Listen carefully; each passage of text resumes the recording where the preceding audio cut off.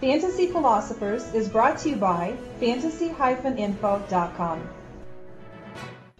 One of the reasons that fantasy owners shouldn't draft their teams until at least early September is because of injuries. And this injury was a perfect example of why.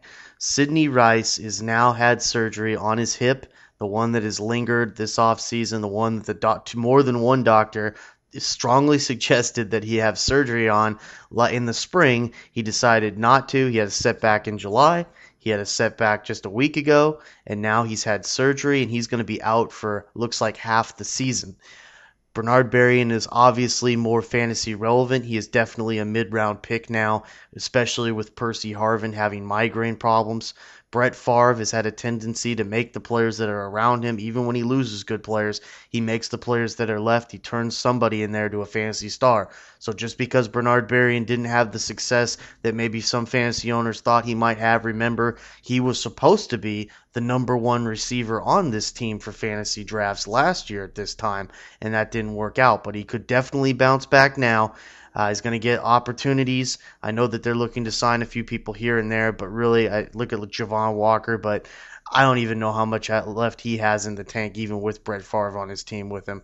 So look for Bernard Berrian as a definite receiver that you should be nabbing up. I like him more than any other receiver on this team. I think Visante Shenko, his value as a tight end moves up in this situation. But for Rice, boy, he's a late round pick at best. I wouldn't even suggest you take him as a mid, because even when he gets back, it's probably going to take him a little time before he gets back to, if at all, he gets back to the playing skills that he had a year ago.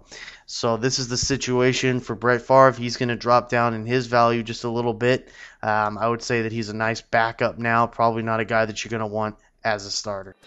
For more fantasy football information, go to fantasy-info.com and sign up for our free e-newsletter. Good luck in your 2010 Fantasy Football League.